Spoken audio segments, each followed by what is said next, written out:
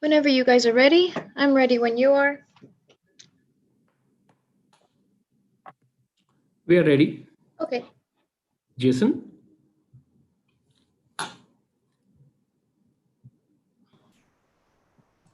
Okay, I'm ready.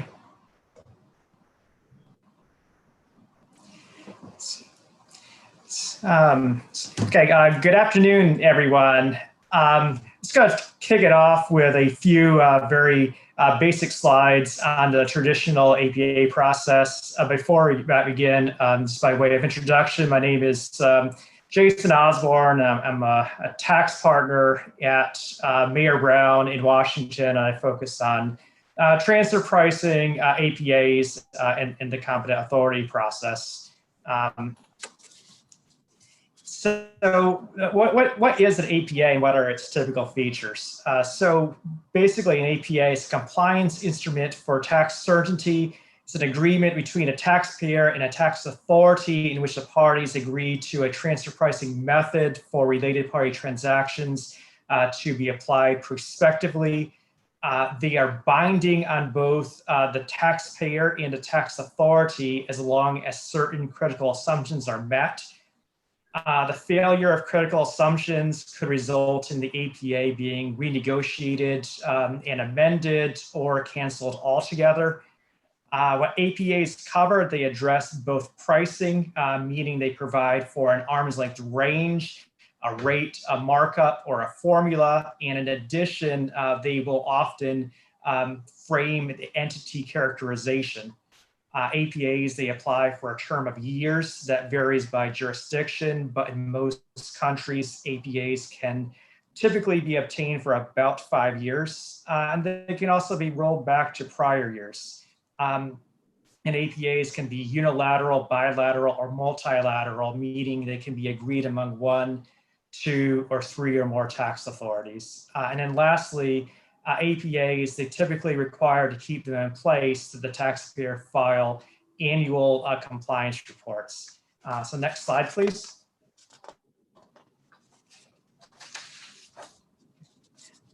So this slide, very briefly, it touches on some of the key benefits of APAs. The APAs, they do have some downsides, and they're certainly not for all multinationals, but the benefits of APAs are many. And many of these benefits are still equally valid in like the current uncertain circumstances of 2020 and the COVID-19 crisis. I'm not going to go over all of these benefits, but there's a few that I want to highlight. And the first benefit, and it's the one that over my career I've heard the most about from my clients, is the financial statement effect. And that APAs, they improve the quality of earnings by eliminating the need for reserves, often years before would otherwise be the case if the taxpayer went through normal processes. The second benefit is APAs can be efficient in terms of the number of years they bring together. They cover a number of years prospectively, but they can often also be rolled back to existing years under audit, and it can be combined with MAPs. So at least in the United States and with a number of countries, it's not uncommon to cover 10 or more years. And then lastly, another key benefit, which is often underappreciated, is an APA. It only applies to certain covered transactions in certain jurisdictions, but it can set a non-binding soft precedent or halo effect for other transactions in other jurisdictions. It's very difficult for a large multinational to get an APA in every jurisdiction where it operates, but it's usually not necessary.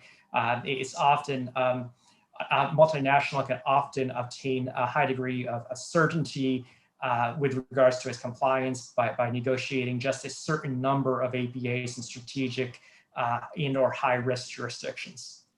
So next slide, please.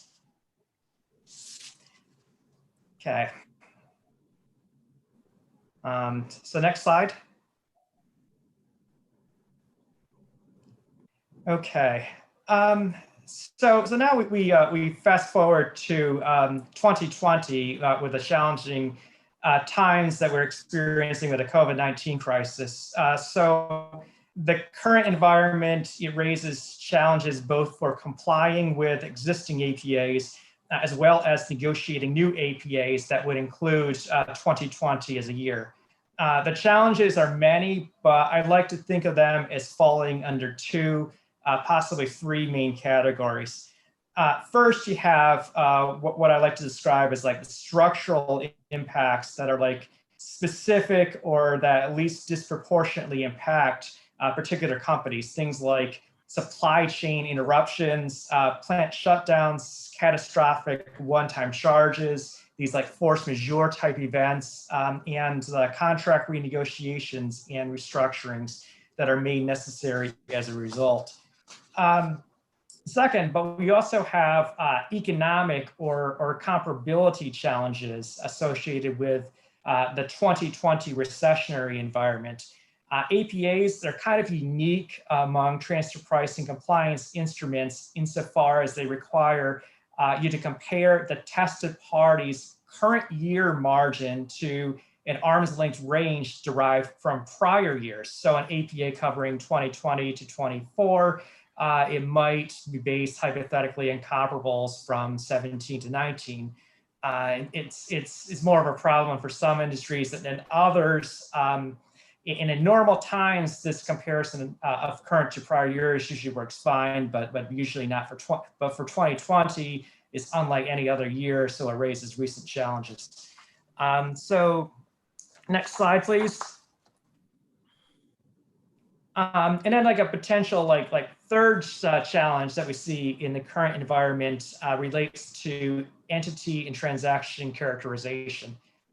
So for transfer pricing purposes generally, and more specifically for APA purposes, it's usually convenient and customary to characterize entities according to their risk profile. For example, you might have a limited risk, a routine risk, or a full risk distributor. And that's done based on the terms of intercompany agreements as a starting point, and then confirmed by functional analysis that'll look to things like Dempy functions and substance. This kind of raises a challenge now because intercompany agreements and related entity characterization assumes normal operating conditions, not the abnormal conditions that are experienced by many multinationals in 2020. So just for example, under normal conditions, a limited risk distributor or a contract manufacturer, it wouldn't be expected to share in losses. But under the anything but normal conditions of 2020, well, all bets are off. It might very well be consistent with arm's length behavior, at least in certain circumstances, to at least consider whether at arm's length a limited risk entity would share in some of the pain at arm's length. If you don't have an APA, this might be as simple as renegotiating the intercompany agreement and making an exception or variance for the special conditions in 2020. You won't have certainty of your position, but you'd at least have flexibility. But if you have an APA, it might be insufficiently flexible to adapt, which in turn would give rise to the need for renegotiation. So with that, we can turn over to the next slide. And I think, Mukesh, will you take it from here? Yes, thank you, Jason. Before the next slide comes in, just a couple of comments to supplement what Jason spoke about. Our experience has been that given the BEPS initiatives, whether that be from a compliance standpoint or from the point of view of new regulations that are setting in by way of action point 8 to 10, where emphasis is more on the substance of the transaction rather than the economic analysis driven by the legal agreements. Emerging economies and jurisdictions that traditionally did not have transfer pricing regulations are getting far more integrated than we have ever come across in the last 5 years. And with the common reporting requirement, they would get integrated, and over a period of time you will see transfer pricing as a law emerging as the most integrated form of law, driven by the jurisdictional legal system, and conventions. But from a philosophy standpoint, there would be greater degree of certainty. So all the points, Jason, you mentioned in the context of advantages of the APA, how the APA and the bilateral map process moves hand in hand, are some of the features that we are experiencing even in our Indian system. And talking to colleagues in Asia, it's somewhat a similar trend that is emerging. Now, the issue is APA in the context of COVID period. I'm going to, before I hand it over to my colleague Seema, who's got a lot of experience in APA, I just wanted to make a couple of comments from the point of view of what's emerging in the region. Singapore has issued the basic guidance, first, as by way of first principles, that renewal of APA should have no significant impact. And if there are changes in the functional profile, then based on the review that the authorities do, they would be looking at those instances, whether in any manner it disturbs the critical assumptions. And that's where the review functions come in. If there is any breach of critical assumptions, then taxpayers are expected to notify, and thereafter the authorities will take the best course of action. We've seen most of these not articulated in the Indian regulations, but that's what the feedback that comes from the APA authorities in India, if you talk to them. Seema, I don't know if you'd like to add any comments to, what are the practices, if any, that you encounter in the COVID period with regard to APAs?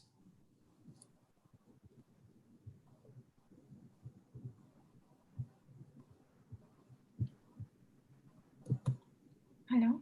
Yeah. Yeah, go ahead, Seema. Yeah. So in terms of the COVID period, really in India, given that our fiscal year ended on 31st March, we're not really seeing that much impact in that sense. But yes, there has been a lot of representation from businesses to the government to recognize the extraordinary COVID period and implications for benchmarking in the year that is going to come in. But that's more really for fiscal year 2021. So just for the benefit of everyone, India follows the accounting year of April to March. So our accounting year begins on the 1st April and ends on 31st of March. And this is really the first year when we will be seeing significant impact of COVID. Next slide, please.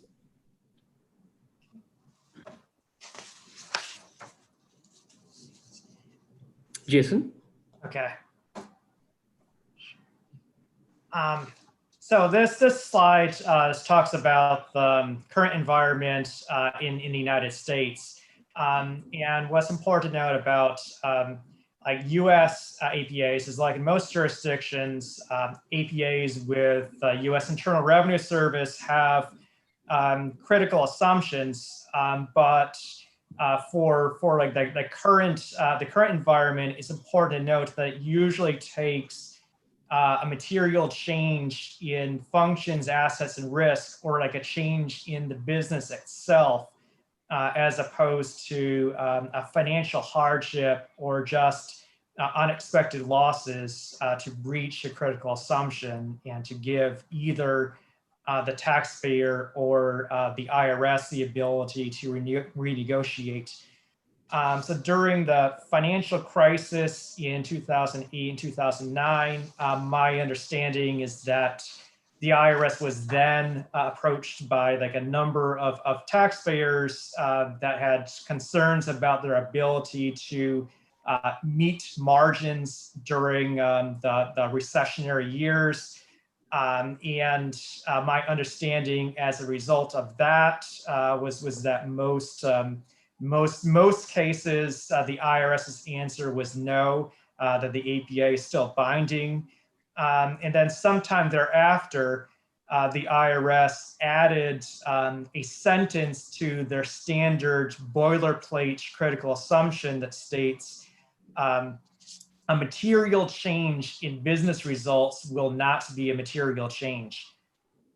So if we fast forward to this year, the IRS APMA program, they have not really issued any specific guidance on COVID-19 related challenges, but the IRS APMA program, they did release a general statement that indicates that they are willing to meet with taxpayers to discuss special 2020 related challenges on a case-by-case basis, and that APMA is also discussing some of these same issues with treaty partners as well. And I think subsequent to this release of this informal statement, IRS officials have been indicating openness to consider amending or terminating APAs, including 2020 early, on a case-by-case basis. But I think in many, if not most cases, their appetite would be to take a wait-and-see approach and wait until 2021 and see what happens then once we have a full year of results for both the tested party and the comparables. So the next slide, please.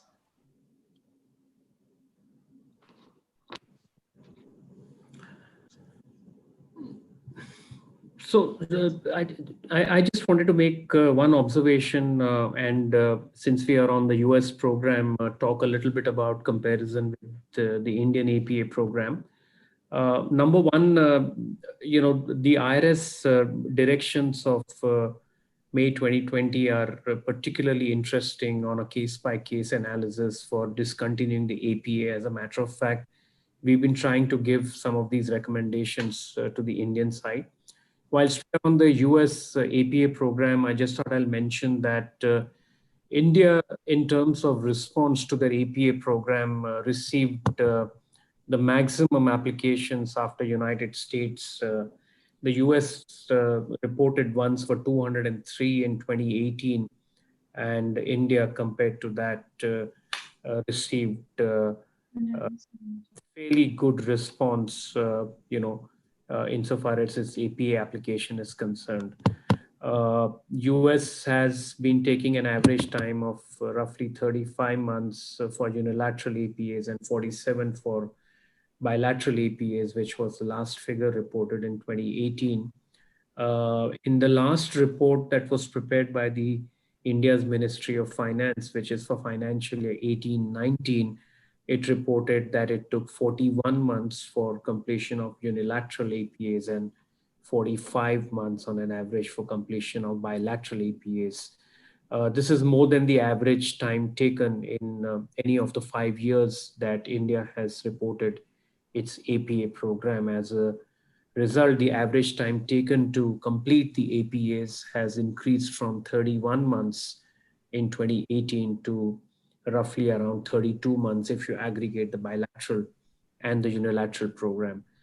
Nonetheless, the success of the APA is evident from the figures. The India's APA program is, just about over 6 years old. It has concluded 271 APAs, and you compare that with China, which has completed 156 APAs in 14 years. The Chinese APA program being at least 8 years older than the Indian APA program. The financial year 18-19 covered 164 transactions with 41 bilateral APAs. The APA authorities throw up interesting figures in terms of which are the countries it has covered. The top 4-5 countries include United States, 101 APAs, UK followed by 57 APAs, Japan 28, Switzerland 14, and Singapore 8, and Sweden and Netherlands 7 each, just to be able to give you a total count of 200 odd APAs that have been concluded. Just coming back to Australia, if the ATO guidance suggests that one of the important conditions for renegotiating or suspending or modifying the APA is a breach of critical assumption, no different than United States or India. And for ongoing APA negotiations, a right has been given to the taxpayer to withdraw or hold back negotiations until a greater level of certainty emerges from the COVID-19 operations.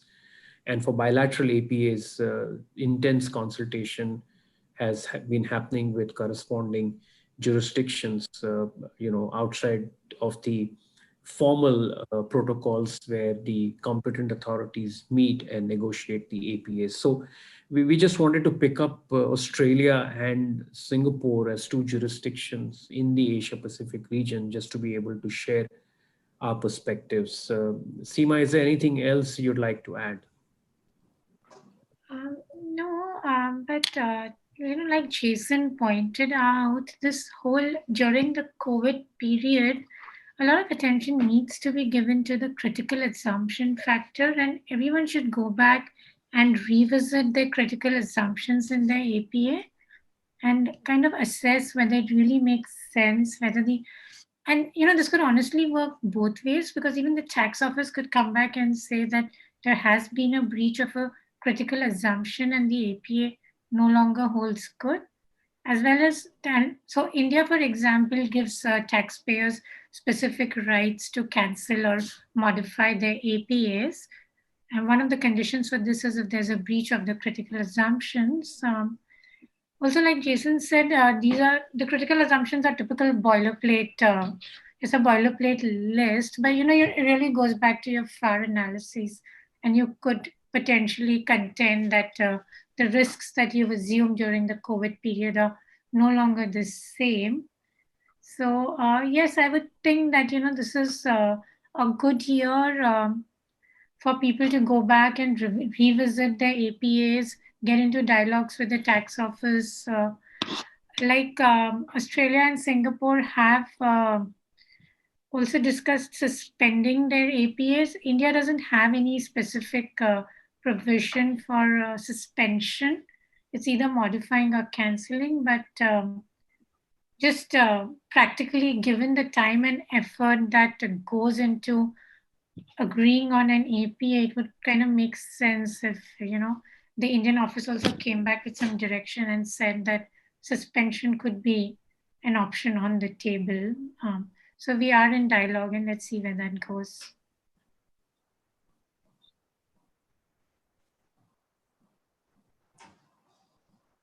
Mukesh, you're on mute, I think. Sorry. Jason, a question for you. And the Eaton APA, which was cancelled by the IRS, and Eaton won that case subsequently in the court. I don't know if there is any light that you can shed for our listeners as to what is the background and what really led the IRS to cancel the APA and then the courts to reverse the IRS decision. Mukesh, I would like to be able to comment and address that case specifically, but I really can't. But I can comment on APAs more generally, in a particular the standard and process for canceling or amending an APA. And one thing I'd point out is that as I did before, is that all APAs, they have critical assumptions. Each APA will have a boilerplate critical assumption that basically there's very little variance among APAs, and 90% of APAs or more will have the same boilerplate provision, and that boilerplate critical assumption. If anything, it was really tightened up and it was made more restrictive back in a financial crisis when the sentence was added that clarified that you really need to have a business or a functional change. If you have a change in your financial results alone, that's not going to be a material change. Interestingly, in the most recent version of the IRS's boilerplate APA, the IRS added some language in the critical assumptions section that says that the taxpayer says to the effect that the taxpayer will not intentionally cause a critical assumption to fail.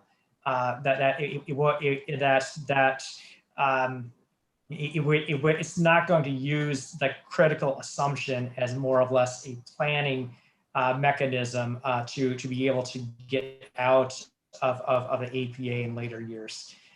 So that's another observation. And then another key consideration needs to be taken into account is that for bilateral and multilateral APAs, they require they require the consent of both tax authorities to cancel or amend.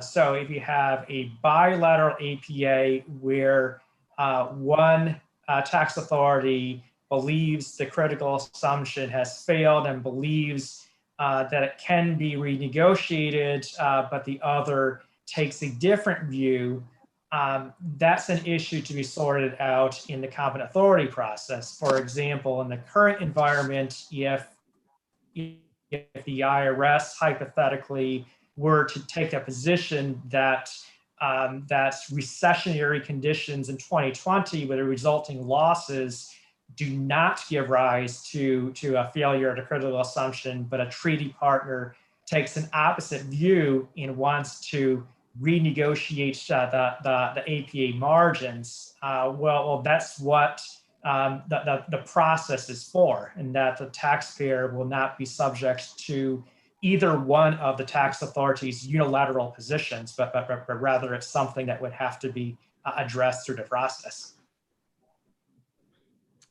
Thank you, Jason, for clarifying. I just want to stand corrected in terms of the figures. Just rattled off on the APA figures. What I gave you the figures were the bilateral APA applications filed for the top 5 countries: US, UK, Japan, Switzerland, and Singapore. I didn't give the concluded figures and the outstanding figures. The concluded figures are 3 for US, 13 for UK, none for Japan, which is sounding, sorry, 4 for US, 10 for UK, 9 for Japan, 2 for Switzerland, and none for Singapore, which leaves a fairly large inventory of bilateral APAs: 94 for US, 34 for UK, 19 for Japan, 12 for Switzerland, and 8 for Singapore. So most of the people measure success of the APA with the number of applications filed, but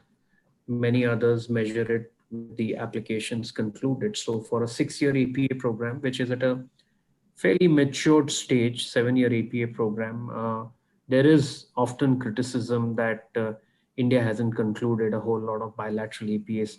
I don't know, Seema, if you'd like to comment on that, the reasons thereof. And I also wanted you to talk a bit about the methodologies that have been adopted for conclusion of the APAs, if there is any discernible trend from there. Sure. So when it comes to methodologies, if you see, out of there were about 164 transactions which were agreed under the APA during the last fiscal, which is 2018 and 19. But if you see, out of the 164, about 132 were just transactional net margin methods. There were 8 which were agreed under the CUP, and then there were 24 which were agreed under the other method. So coming back to the trend that we've been seeing in APAs, which are agreed vis-a-vis these numbers, it again looks like this year is going to be challenging because a lot of data of the comparables is not going to really, sit well. It may not even be available. Tax office is going to contend that it's an exceptional year. So it's really going to be a wait and watch scenario in that sense. However, for the bilateral APAs, it really looks like a good year to get into a discussion with the tax office and kind of, understand what the concern points are. And you are right that, I think we can do much better when it comes to the bilateral APA resolutions. So the US, for example, out of 101 applications, we just signed out on 4. I think we did 2 more since then, but it's still not like, anything credible. So yes, it's going to be an interesting time, but it just like intuitively seems like a good year for the ones for the bilateral APAs that have not been concluded.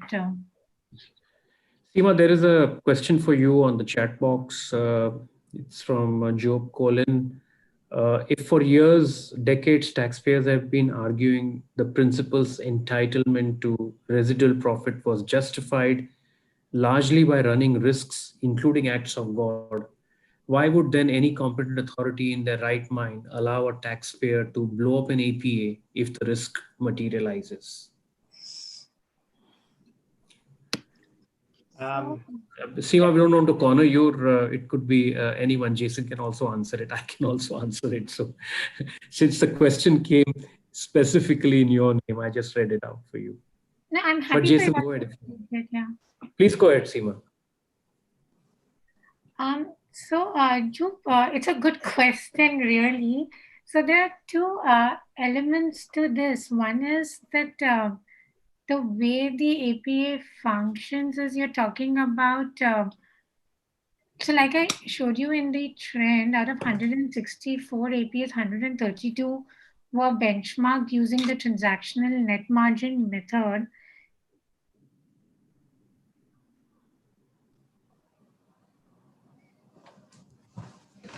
Just when it gets interesting. That's a shame.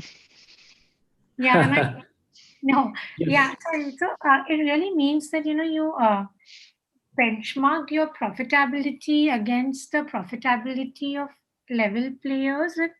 And it boils down to, again, the critical assumptions where you're saying that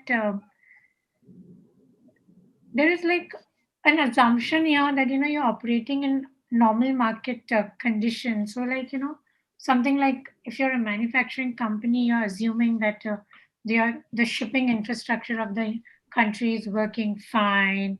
Or if you're a service company, you're assuming that, the back office support that you could receive. And those kind of critical assumptions where you're saying that an underlying economy is stable, if that is no longer valid, you could go back and say that, hey, this critical assumption in itself has been breached.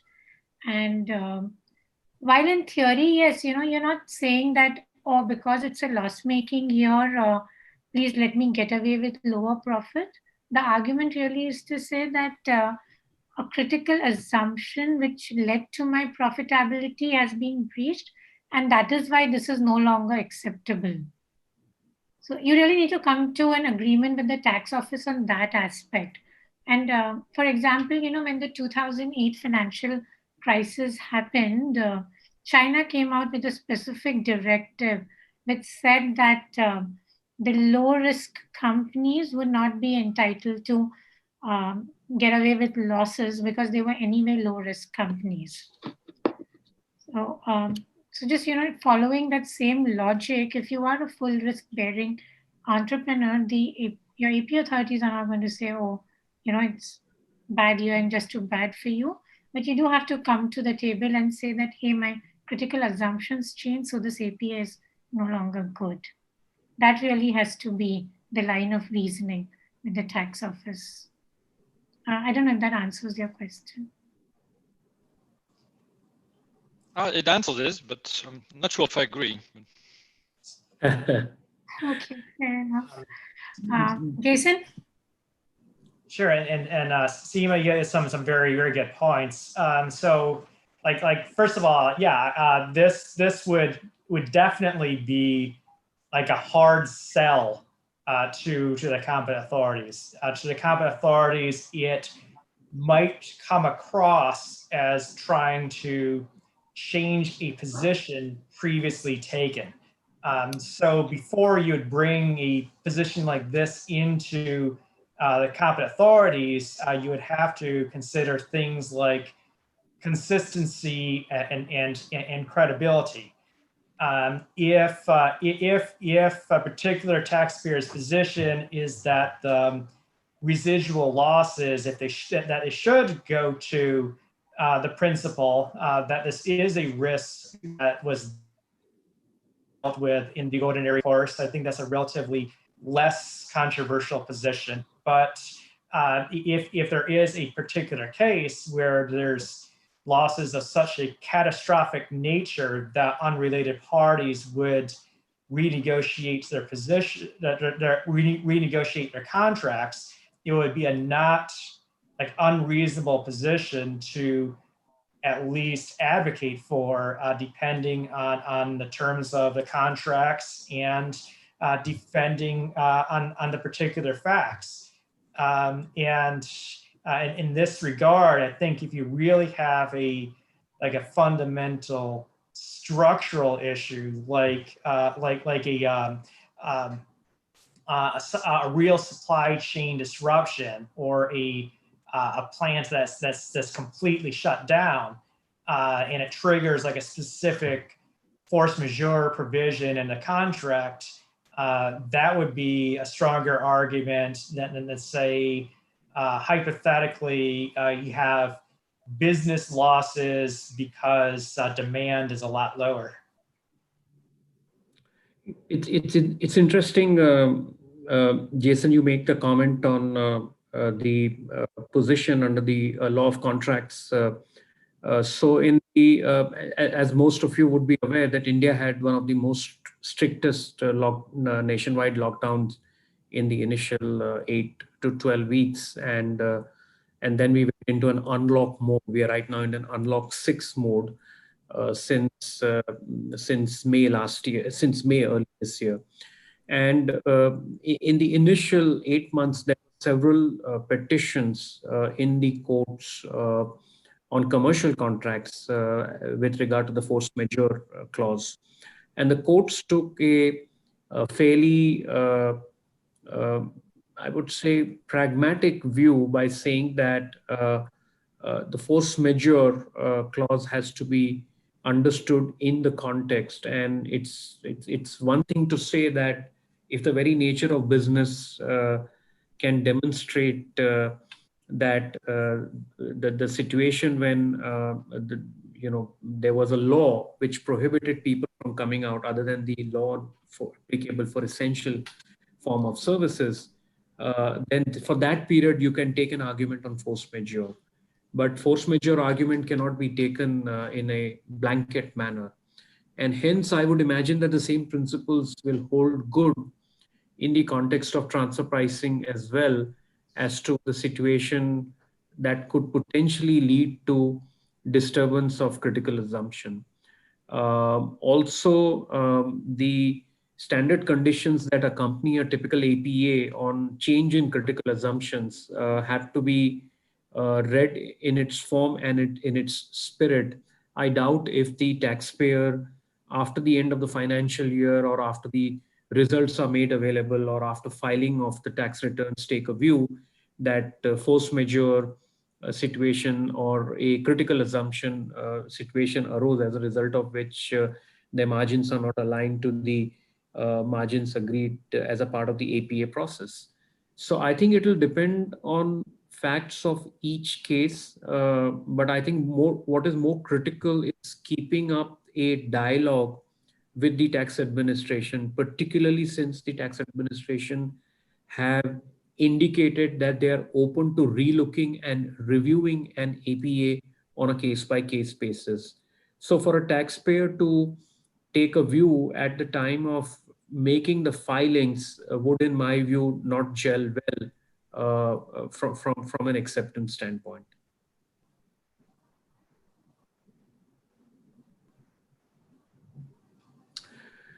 All right. I think, we have come to the close of the session. We have a couple of minutes left. I'm just trying to see if there are any other questions. No, there are none in the chat box that I can think of. We'll take Jason, Seema, would you like to summarize and close the session? I wanted to ask Joab if he's convinced now or... No, I agree probably with Jason's answer that if really you have a fundamental change of business like Kodak had it, that is a different kind of animal, that then you parties would renegotiate it. I would still hope that COVID is of a temporary nature. And then for me, it is a risk that should reside with the principal if you at least contractually allocated it. And that's what you've argued in the FAR that you alluded to, Seema, so which we've done. So I think we're just being consistent and then sticking to our guns for the APA as well. There's maybe one last thing I wanted to add, and there was an added benefit of APAs, which until recently I was not aware of, is that in Mexico, where you have now this funny rule that your local transfer pricing documentation needs to include financial statements of all the counterparts you transact with. If you have an APA, you no longer need to do that, which is a very good, valid reason to have a signed APA in Mexico, at least. And I'm not sure if that provisions is the same in other countries. I know there's a lot of states that probably don't force you to have very detailed local filings anymore, but in Mexico it particularly hurts because of the funny disclosure rules they have there since I think 1 or 2 years. I don't think there is an equivalent of that, at least from an Indian law perspective. Jason? I'm sorry, Mukesh, could you repeat the question? No, I think Job was talking about the requirement under the Mexican law of there not being any need to submit documentation. I remarked by saying I haven't come across something similar in the Indian regulations. Yeah. And I just kind of took your name in case you want to conclude the session. Yeah, I have not heard of anything similar in any other jurisdiction, but it does sound like a very, very significant benefit. I learn something new every day. All right. So over to the organizers for closing the session.